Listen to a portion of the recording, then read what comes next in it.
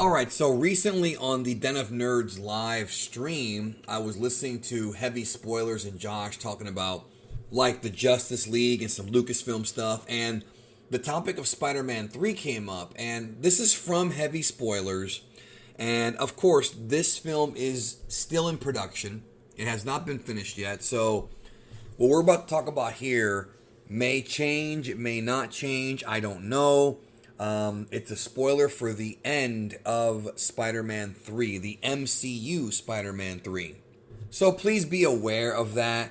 Also, they may end up shooting different kinds of endings or different endings. And, this movie's not going to be actually finished for quite some time. We're talking about it's still in production. This is going to take a while.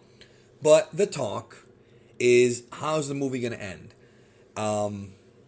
And how is it going to segue into Doctor Strange and the Multiverse of Madness? So, first and foremost, the talk of the crossover with the other movies is definitely a real thing.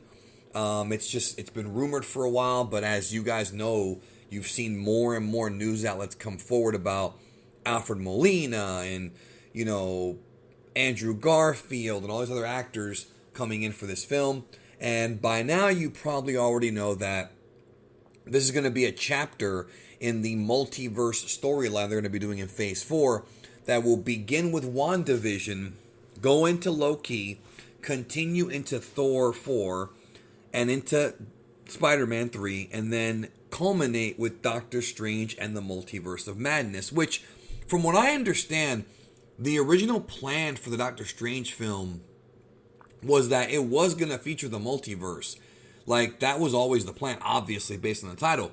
But the idea of them bringing in the other Spider-Men to be in Spider-Man, that was an idea that was probably not originally intended because of the whole thing with Sony. And I don't know this for sure, but it sounds like Sony may have had some involvement in that because, for all intents and purposes, Tom Holland will play Peter Parker in the MCU, probably going forward. I mean, unless we have another contractual debate or some kind of problem, he will play Spider-Man in the MCU, as long as he can.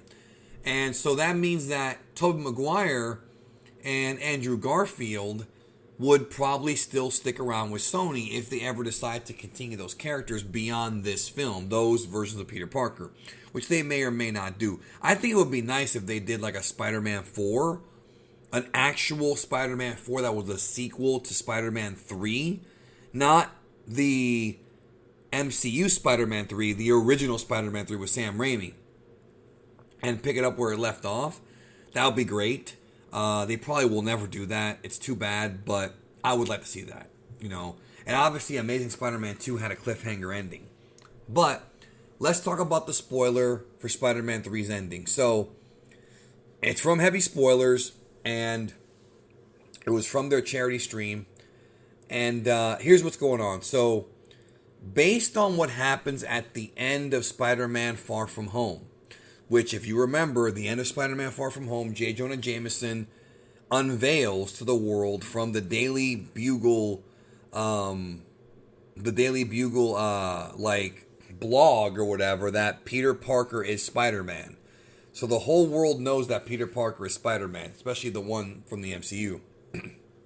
So, Doctor Strange, who is confirmed to be in the film, will cast a spell to make everybody forget that Peter Parker is Spider-Man.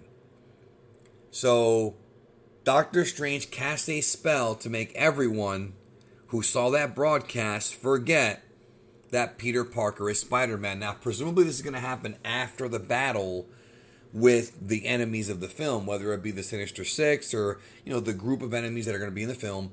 Strange will cast a spell to make people forget the identity of Spider-Man, which I believe actually happened in one of the comics. I don't remember which one, but it sounds eerily familiar.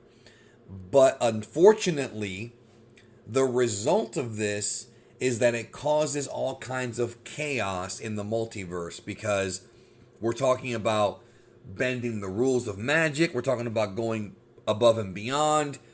We have heard in the original Doctor Strange film and also in Avengers Endgame from the ancient one that you don't want to mess around with time travel, you don't want to mess around with multiverses, you got to be very careful. And apparently this spell that Doctor Strange casts is going to lead directly into the events of the Multiverse of Madness. So you're supposed to actually watch Thor, then Spider-Man, then Doctor Strange 2. Like, I don't know about the same day, right? But they're meant to be seen as somewhat of a trilogy, in that sometimes with Marvel movies you can kind of skip around, maybe watch this one, watch that one. These are meant to be seen together for full context of the storyline, along with Loki and WandaVision, but these 3 theatrical films are meant to be seen together. So that is the spoiler for Spider-Man 3, courtesy of Heavy Spoilers. Check out Heavy Spoilers on YouTube as well as Den of Nerds.